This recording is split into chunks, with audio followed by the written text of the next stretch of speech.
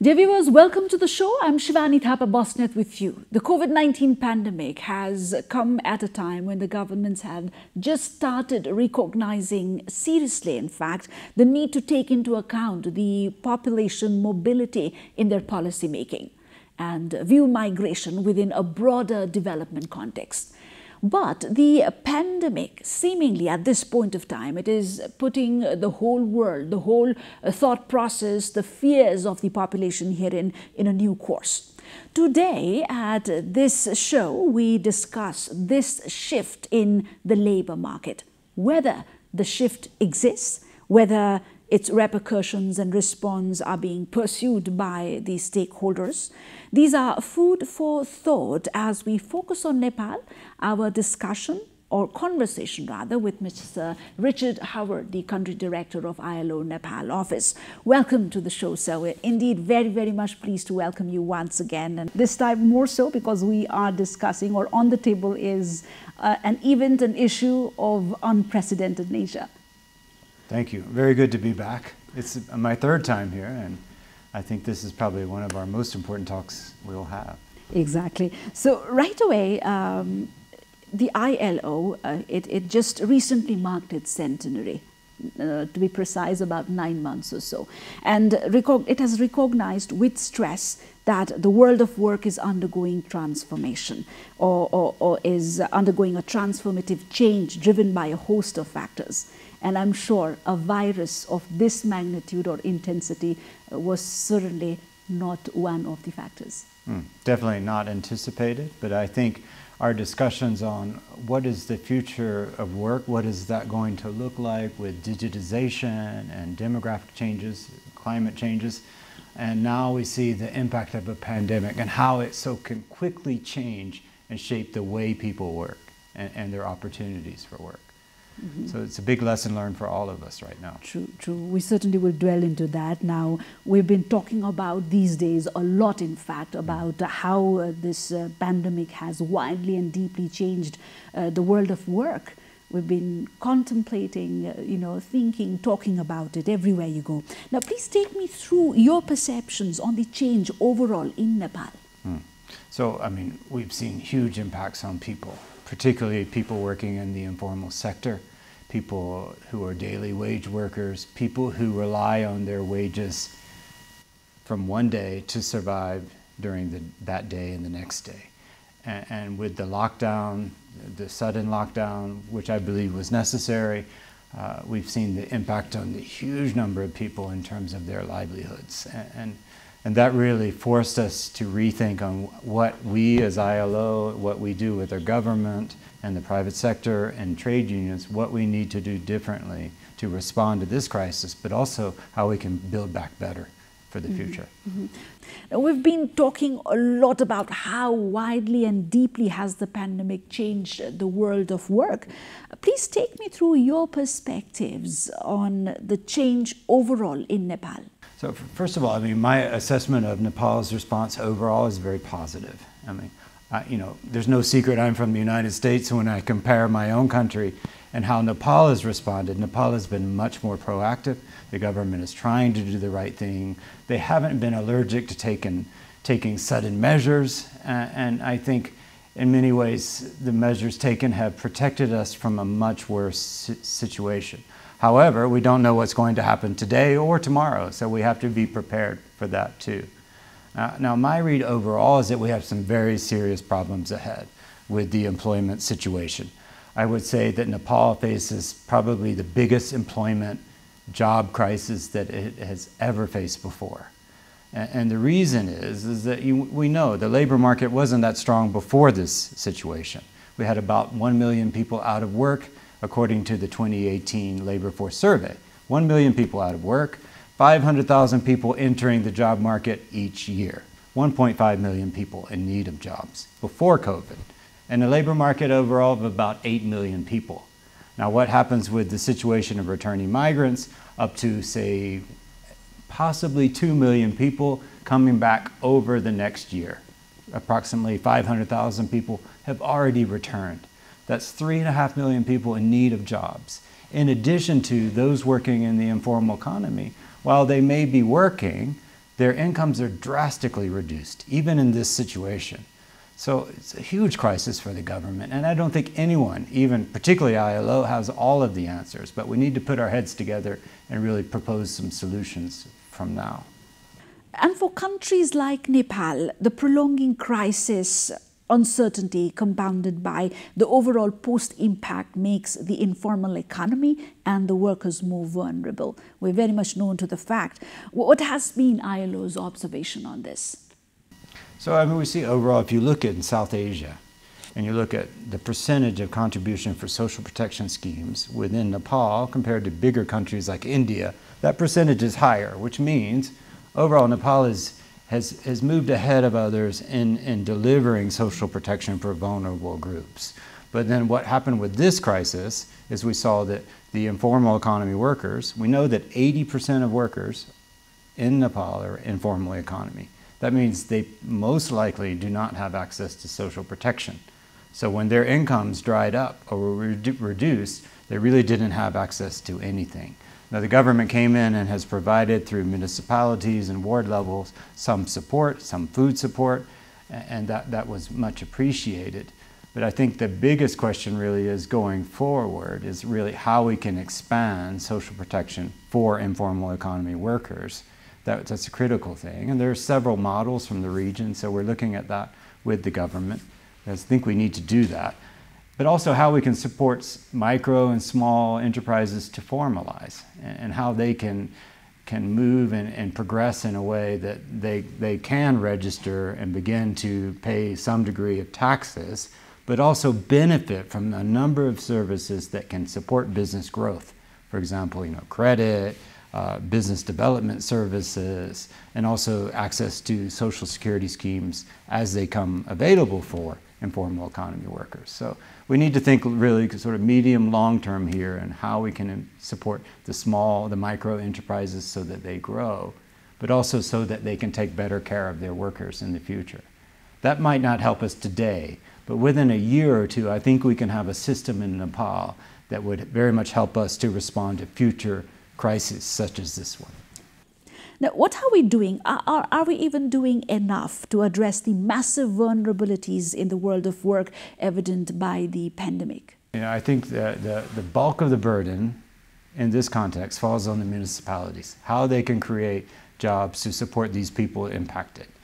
Now, we see at municipal level, of course, we have the Prime Minister's Employment Program, which is a program to provide a certain number of days of work through public works programs in the community, or a cash subsidy in case they are not able to provide that kind of work. So, in the past, that program faced some challenges in the startup phase, but I really think now the ministries are moving towards a more systematic approach. But what that means at local level is that a number of infrastructure projects can be carried out, hopefully safely, in this COVID context to provide temporary work or short-term work to these people impacted.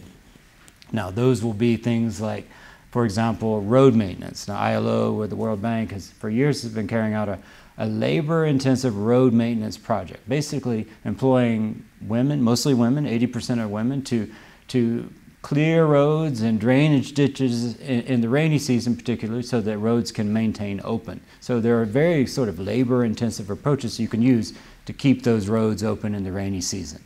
And we've seen that, employing mostly women in that kind of work, which is traditionally male work, has been very effective. The women have been really very excellent road-based workers and delivered well, and we see really incredible work there. And what that kind of approach done is employed thousands of women throughout the year. For the first time, those women have achieved cash incomes.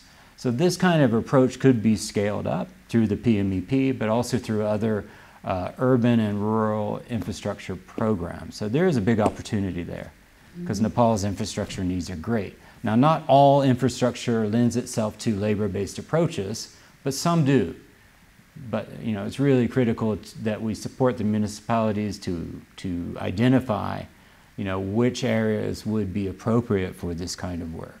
Now, for these kind of programs to work, they need a great deal of technical monitoring from local level, from the technical departments of government, to make sure they create assets that are useful for the government. and for the local communities. Okay. As you mentioned this, I just was wondering, how difficult has it been for all the stakeholders here in Nepal to work in the context that Nepal does not have a proper statistics on, all the labor workers on the labor market. Right. So we do have the labor force surveys, and thank goodness we had one from 2018. So that allowed us to assess somewhat the impact of this crisis. But what we need to have is labor market information centers where employment data is collected at municipal level through these labor desks that have already been established by the government. So the system is coming into place, and I think the opportunity and the need now is to really, for ILOs, to help those labor desks to develop a system to collect that data and analyze that data and report up to the federal level. So we have better employment data, we can respond. That's useful for a number of things. Mm-hmm. The pandemic has affected women and men very differently. It's quite evident in the statistics and in the events that have come to our knowledge.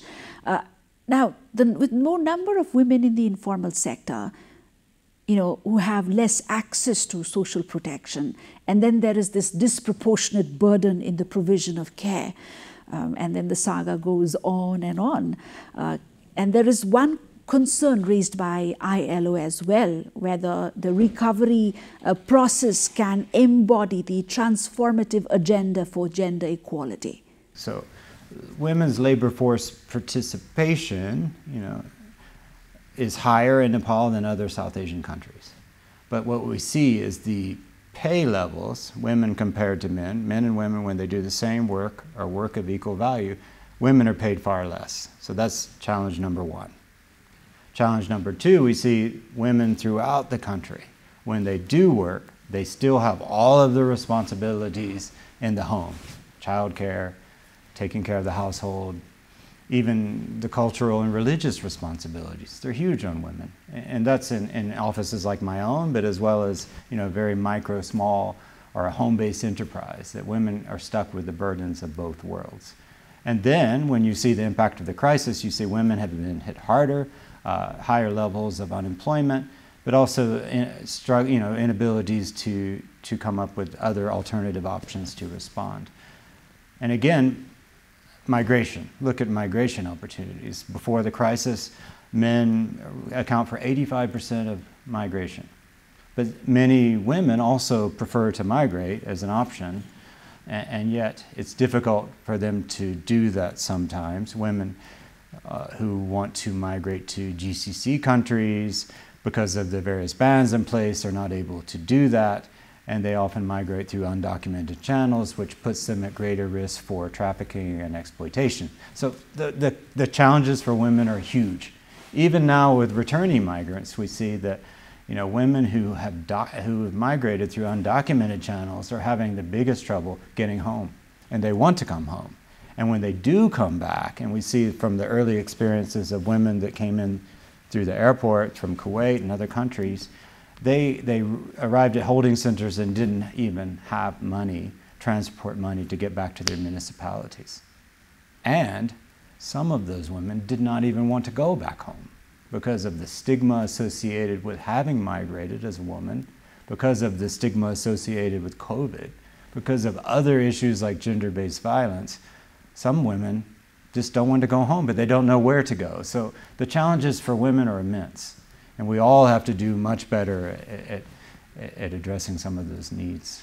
How hopeful are you that this particular issue, which has a great consequence further ahead, will be addressed in the recovery phase of this pandemic, the post-pandemic area?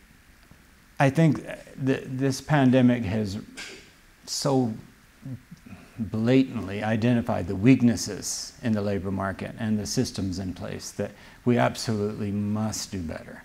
Now one of the weaknesses we all know is Nepal must do better at job creation. And there's a number of strategies there, but we can't just say we'd like to create 500,000 jobs. We have to actually create an environment where we can create those jobs, and we talked about the systems and the support services, the temporary employment messages, But ultimately, businesses are the ones that create jobs. It's not ILO, it's not the government in Nepal that does that. So what do businesses need? And there we need to look at sectors. You know, what does the dairy sector need? What does IT sector need? What do the digital economy, emerging businesses, what do they need? You know, what are their biggest constraints and how we address those to allow them to grow? And again, the micro and the small enterprises, what are their biggest constraints? Those constraints that we have all analyzed for the last 10 years, they haven't changed. They're still there. And in fact, some ways they've gotten more complicated with federalism. So how can we at municipal level, provincial level, federal level, create an enabling environment to allow businesses to grow? And that will help us to create jobs. That's one of the biggest gaps. Now, another gap is really in the area of social protection. And we see that, you know, the Nepal government launched with big fanfare the Contribution Social Security Act. You know. You know, we were all very excited. But it's been much more complicated in the rollout. And the rollout of those schemes has only been targeted to formal economy enterprises. So to this day, we don't have models ready to go for informal economy. And getting back to the worker, say, who was selling vegetables on the street to support her 2 children, and then day number 2 had absolutely nothing. We need approaches to help those workers, those daily base wage workers, to have something to fall back on when they need it in a crisis. And that's really the key lesson learned is we need these systems for social protection in informal economy. Right. These are some. So is ILO at the moment even considering any integrated policy response towards addressing the newer problem, the problem that has emerged in a new package right now after this pandemic? Well, I mean, I think you have to break it down by area to make it, sort of manageable to think about. And I think we have to look at the whole job creation, employment creation part, the social protection angle. But the third area is migration. What have we learned from this? Now, if you would have asked me last time I was here, what I thought about, is the government ready for large-scale repatriation, I would have said, there are probably other priorities that they should be focusing on in terms of migration. And yet here we are with large-scale repatriation, and none of us anticipated this need, particularly me. And I have to say that overall, the way that Nepal quickly set up these quarantine centers along the border, it was very impressive. I mean, no country has had to do that for a long, long time. So, they did a good job. There were some really rough points at the beginning, getting those systems up and running. The Nepal army has done a good job. And then all of a sudden, within days, we had 50,000 people come back from India, over the border. I mean, that's just incredible. And now we know about 500,000. And we also know in GCC countries and Malaysia, the numbers coming back are also huge. And a few days ago, the government released a repatriation strategy through the Foreign Employment Board. That was also a very good effort. But again, there are a lot of lessons to be learned going forward on migration. And so, I think we need to work with the government on that, looking at the overall policy environment, the Foreign Employment Act. How can we decentralize some of those functions to make sure we can respond better to crises in the future? Look at this labor permit system, which really should be more adaptive and inclusive, to make sure that all people who want to migrate can migrate and have access to the support systems. I mean, when you have thousands and thousands of women stuck outside the country and can't get home, have no income, then we have to make some changes regarding the bans and the access to labor migration and to permits for female migration to various contexts. But also make sure they have adequate protections when they're overseas. Another area, an important gap, is the issue of the foreign missions. You realize how important those are. And I don't think any of us have given enough support to Nepali missions overseas so they can provide quality service to migrants. Now they have huge amount of responsibilities, but not necessarily the staff and the support, even the training to do what they need to do. So really, I hope we can make some improvements there in the future. Repatriation has been a struggle, as we know, for the Nepal government, from the decision to the delivery level. And I understand ILO has been one active partner in this whole drive. If you could take us through all those actions and tell us about what was the initiative all about. Well, I mean, ILO is a very small part in what the government's doing in terms of repatriation. So we have to realize, you know, we don't have that much impact. But you know, what we tried to do at the beginning is use our international network, our offices in the GCC countries, Malaysia, India, to begin to collect information on what the situation was with migrant workers overseas. And then we brought this to attention of our key partners, Ministry of Labor, and began to have a dialogue on what measures need to be done at different phases. So what can be done in the countries of destinations where people are working, what should be done in the immediate return phase, and then the much longer piece on how to support reintegration, employment needs of migrants when they get back to the municipal level. Now, of course, ILO's strengths are probably more in that third part, the reintegration, the employment aspects, but we have an initiative with the Ministry of Foreign Affairs for a couple of years now to strengthen the capacity of missions overseas. So there was a need to how we could channel resources to missions to support registration, to support outreach, even shelters for migrants in some GCC countries and Malaysia, and we have done that. It's not nearly enough.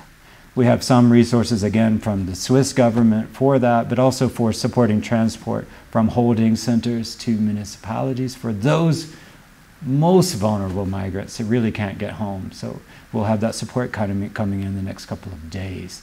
Again, it's just a drop in the bucket.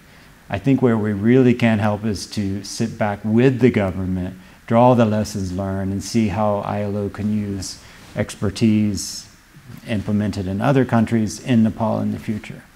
I don't want ILO or any of us to be critical. You know, it's so easy in a crisis to just be critical. You know, anybody can point out the weaknesses. We can criticize each other. I can criticize the media. You can criticize us for sure. But really, it's much harder to say what are the practical things we need to do now. So in the middle of a crisis, I want ILO to be the kind of organization that says, okay, we have this much money, let's support transport. Let's help this municipality figure out where they can create jobs. So it's very practical, on-the-ground action. But then we do have to start thinking long-term, what do we learn from this and how we can build back, you know, build institutions that are more responsive. There are countries and without embassies and consulates. So how were people reached in those parts of the world, the Nepali migrant workers? That's a big question. Like Jordan is one. You know, you have a fairly large garment sector there with a number of workers, and also domestic workers in Jordan. That's one of the few channels that's been open in that region. You know, it's a big question. I think we have to rely on non-government organizations. The Non-Resident Nepali Association, you know, is one of the most active, and I've seen a number of cases where they've come forward to help those that are stranded and help link them to services to get home. Employers have a responsibility, primary responsibility. Those people employing those migrants overseas, and we have to pressure them to do that where they're not. Recruitment agencies, you know, the recruitment agencies in Nepal, you know, they've been hit very hard by this crisis too, and their ability, you know, to respond in some ways is limited, but they do have a responsibility to use the resources they have to respond.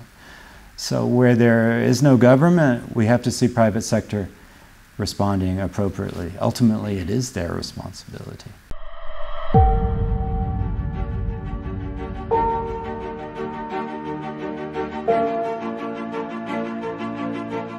In the whole process of repatriation, some of which you mentioned earlier in this conversation, you know, like in majority of the cases, the people, the aspirants who were seeking to come back did not have the financial affordability to even buy a ticket, right? And then there were issues of the valid labor approvals, right? Because the government did mobilize the Foreign Employee Fund, but, you know, in the absence of a valid approval card, they do not have access to it. There were some complications like this in the whole process. Now, what happens to them, or what does the ILOs say in this picture, I mean, based on the rights of a migrant worker? Well, I mean, I'm very pleased to see the government has come out with a repatriation plan. That's a great achievement. But of course, when we look at it, when I read the plan, you know, the English translation, you know, even for me, it's kind of confusing. You know, if I were a migrant worker, it might be very hard to figure out like what the process is for getting support through the missions, where there are missions, and whether or not one qualifies and what the steps are. We can see that that verification process at the mission level is quite complex. So that, you know, it's a well-intentioned policy, but it may need some revision or tweaking as we go along with the implementation. And I urge the government to reach out to the missions and to the recruitment agencies, as well as some employers, to get a sense of how we can make adjustments on this repatriation policy as we go along with the implementation. I think that's the key challenge. And the second challenge is what happens with the undocumented workers.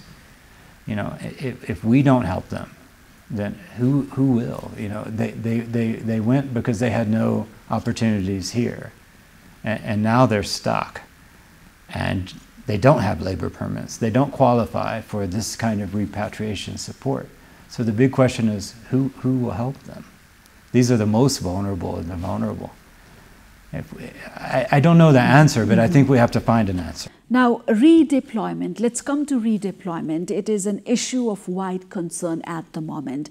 Tell me, how can this be facilitated in the destination countries of migrants who are displaced but want to stay on?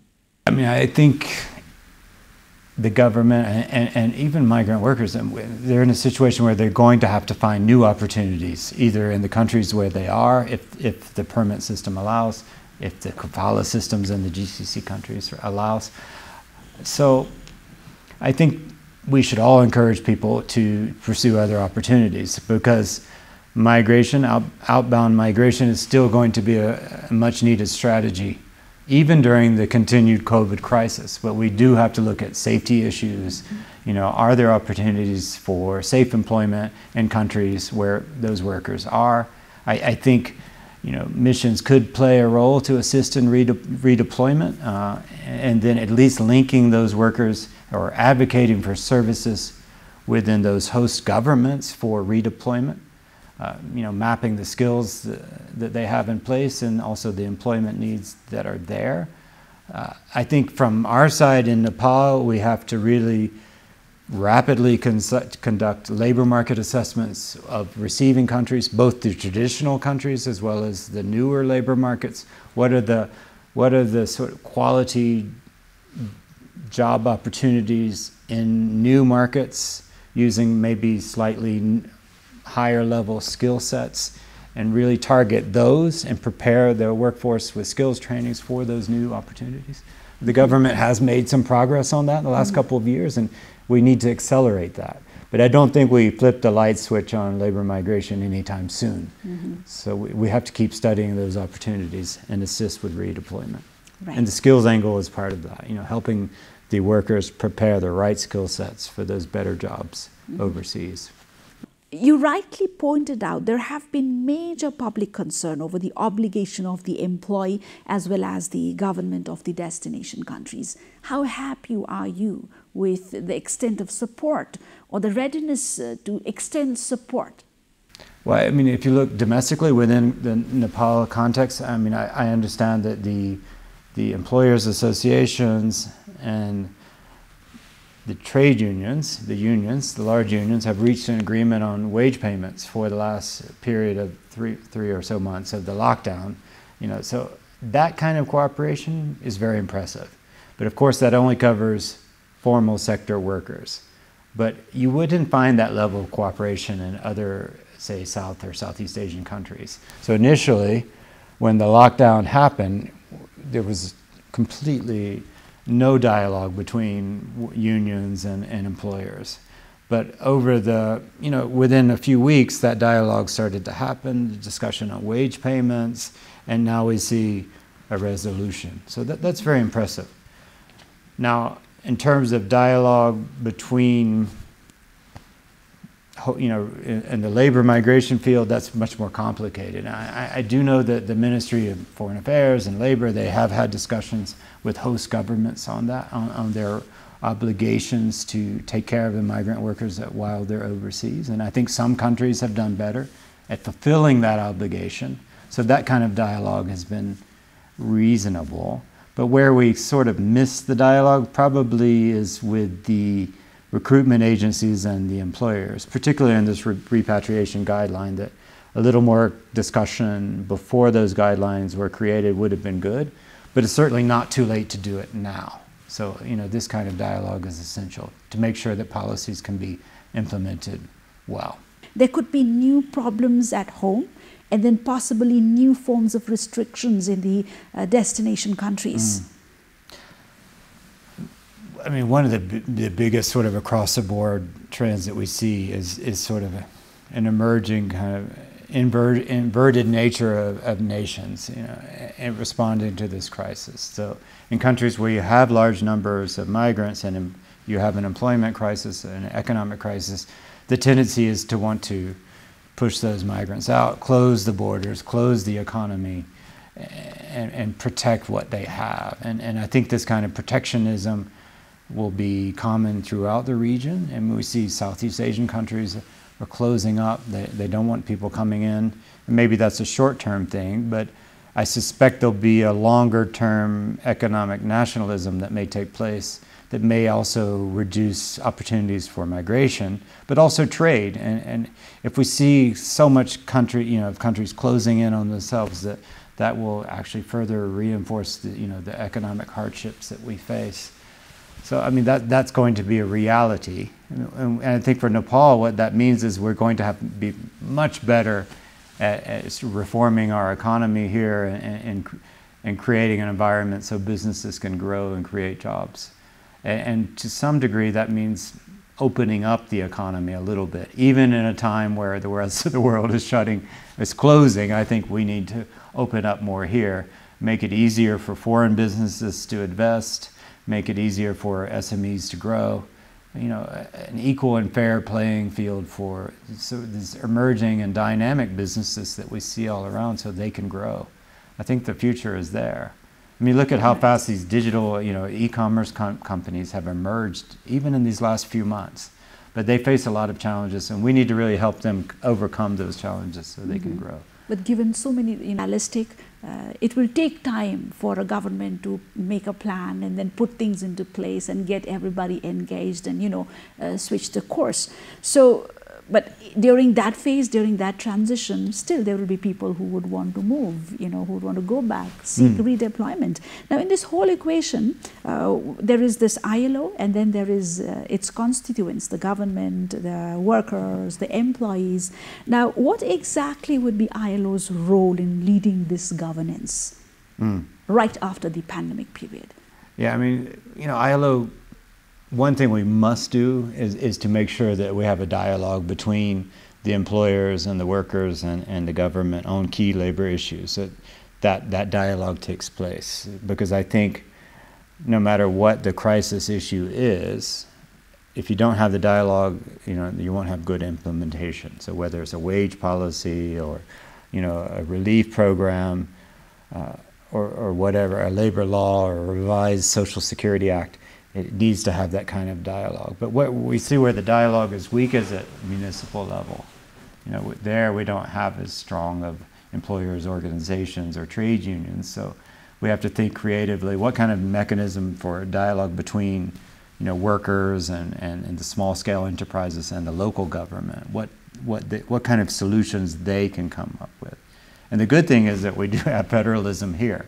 Now, those systems the governance systems are developing just at the time they get hit with this massive crisis. But there's the opportunity. And I do believe that many of these municipalities will get it right. But that dialogue is important, and ILO has to facilitate that because there are sort of standard approaches that can be used for that. Among the many questions that the pandemic has brought to the fore, a major one is that of leadership. Now, in course of responding to the crisis this far, has this brought to the thought table a need for reorganization of global governance? I think it calls to, I think in many parts of the world, people call into question the need for the multilateral system. Is the UN, for example, relevant in this changing world? And especially since, there is an emergence of sort of this inverted approach to governance or nationalism in many of the larger countries, including the United States. But this kind of crisis shows more than ever, I think, that the importance of the multilateral approach. I look at the UN and see that, the UN has stayed in countries to deliver the support, even in the crisis.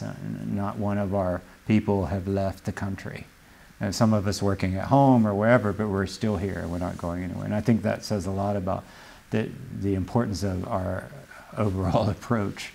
And I think these harder challenges that we face about labor migration and the kind of dialogues that need to take place at regional level, interregional level, global level are more important than ever. But again, we have to also learn to be more responsive and how we can deliver, the normative guidance, but also the practical support on the ground. And certainly we should review the effectiveness of our approach in this crisis situation and also come out with our own improvement plans. And certainly I intend to do that at this level. But I think globally we need to do that as well. Let's switch on to the more serious side of the pandemic, coming to the economic consequences that this is going to have in countries like Nepal and countries like Nepal. 879 billion rupees. This is the remittance figures of last year. I'm sure you're well aware of this. Now, what has been the rough estimate, if you've done, as of how much of a downturn in employment and earnings can be expected as the result of the pandemic for Nepal? Well, on remittances, I believe the figure that we see for the first half of this year has been a reduction, I believe, of about 45%. That's a huge reduction. And so that's going to have an impact on the macro level.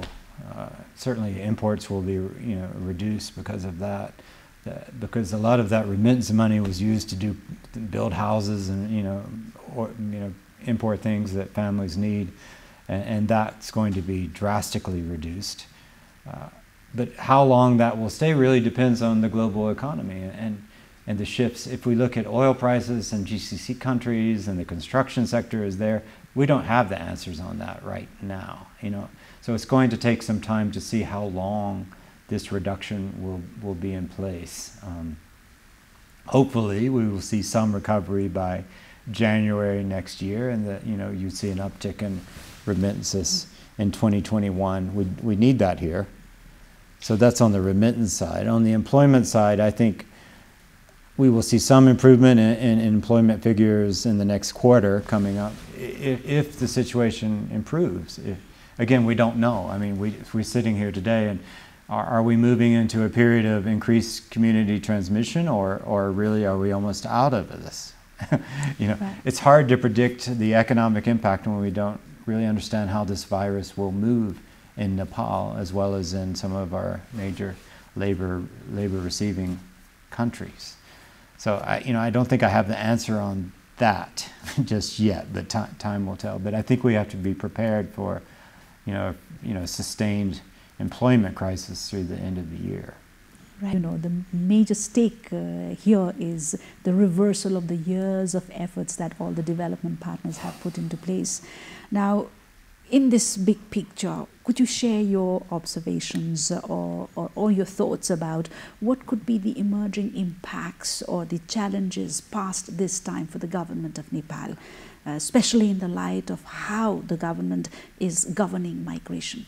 Yeah. So on labor migration governance, I think that the opportunity to rethink the policy framework, to assign, in line with the Constitution, stronger labor migration functions at the municipal level and at provincial level, because they're closer to their people, they understand their needs, and they can channel people to opportunities that are right for their locality. And also when things go wrong, it's the local level that can respond. So if someone was migrated into a situation where they were unsafe or salaries were not paid or they were forced to work against their will, these problems could be much better resolved at local level with families going to get support from government at that level. And any kind of social protection systems that are put into place to support migrants at any stage of the migration process, again, better implemented at that local level. So I think, there was a resistance initially to redraft or redevelop the Foreign Employment Act in line with the Constitution, and very minimal changes have been proposed so far. So I hope we see a very kind of dramatic rethinking of the governance system. And I believe the labor permit system should be reviewed and become much more flexible and supportive of all kinds of migrants. I think the age bans, the limitation on female migration need to be dropped completely. They have not helped women, they have not made women safer, which they were intended to do. Good intentions there. There are certainly some countries that women have experienced extreme exploitation, and that they have to be protected from that. But denying their right to mobility has been more harmful than helpful. So these bans really must be quickly dropped, I believe. And that's one of the lessons learned of this crisis, because those women have been hurt the most. True. You've been here for quite a long time here in Nepal, and I've seen, many weathers, and you've known. I've aged.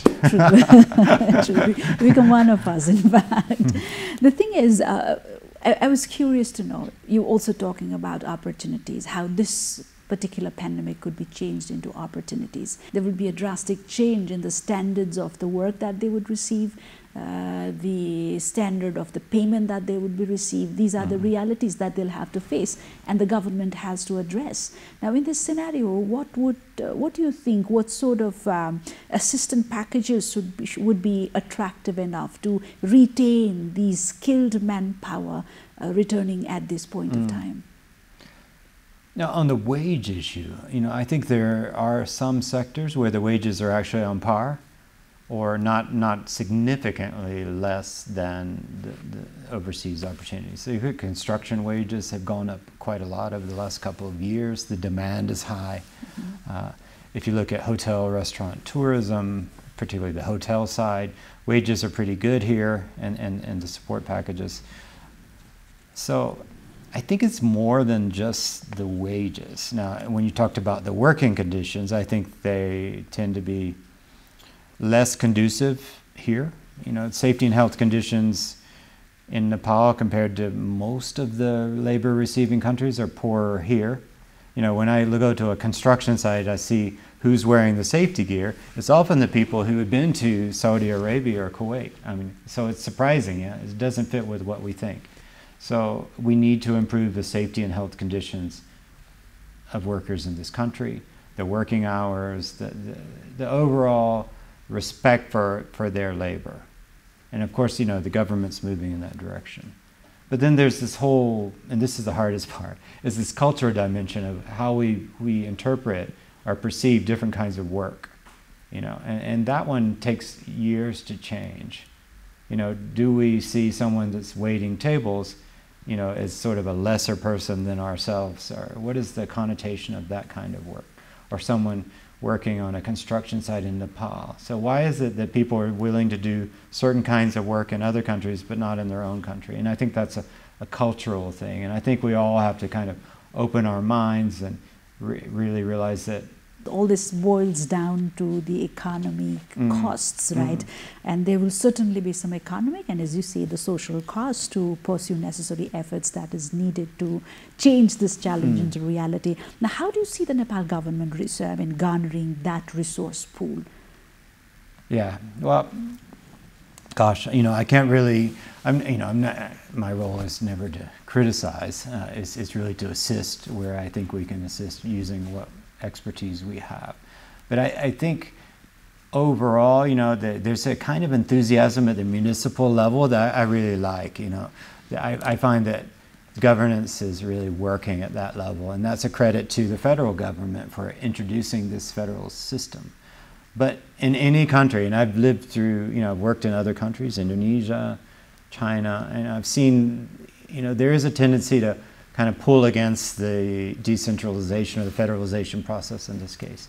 And I think this crisis really needs to show us that we need to give our full support to the municipalities and also the full kind of authority and decision-making and resources they need to do their job. So I think overall we're on the right track, but it's natural that when there is a redistribution of power in any system, there is a kind of resistance against that, and that slows us down. And I think that will also slow our recovery. So I think there's a need to accelerate federalism, not necessarily.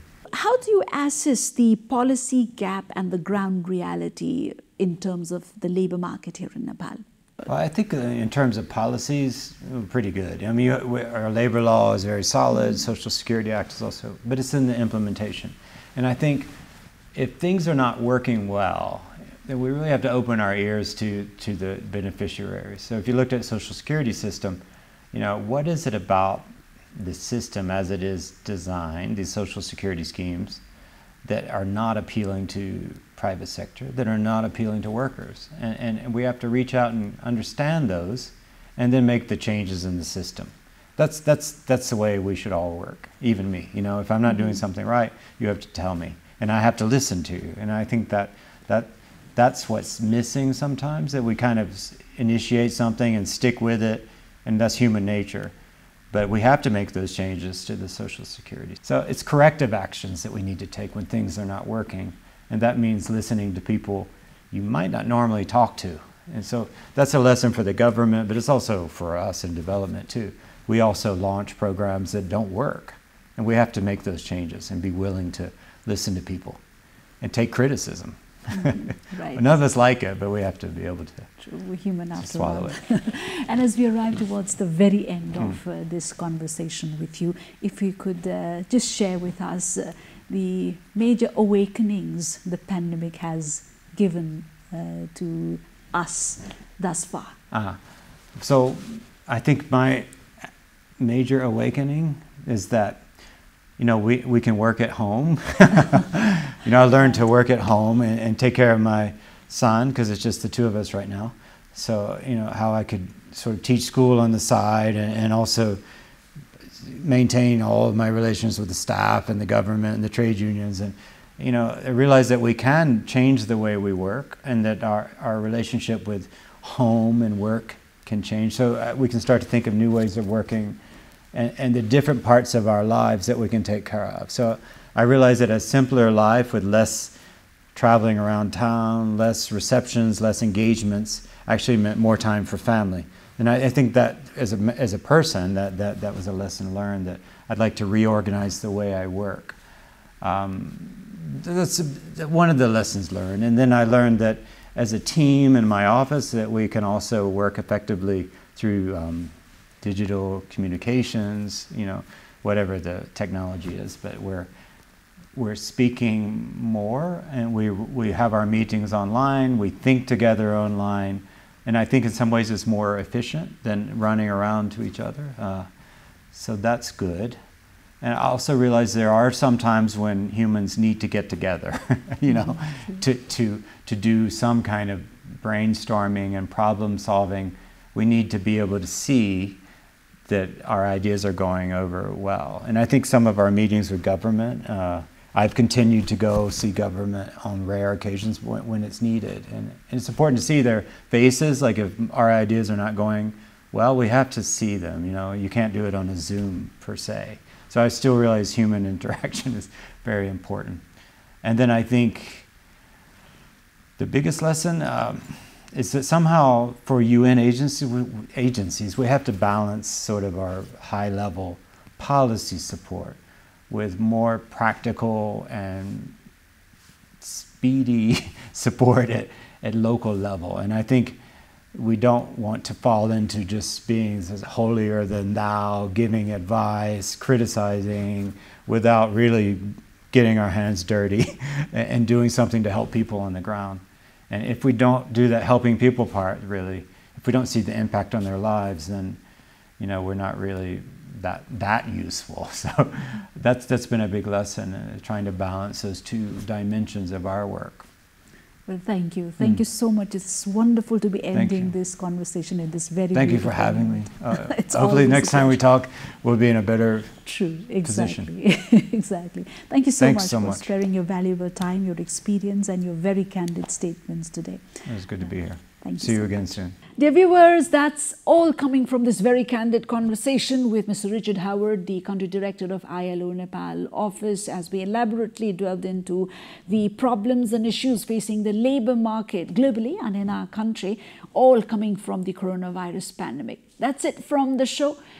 It's Shivani Thapa Bosnet along with the entire crew. Goodbye and namaste.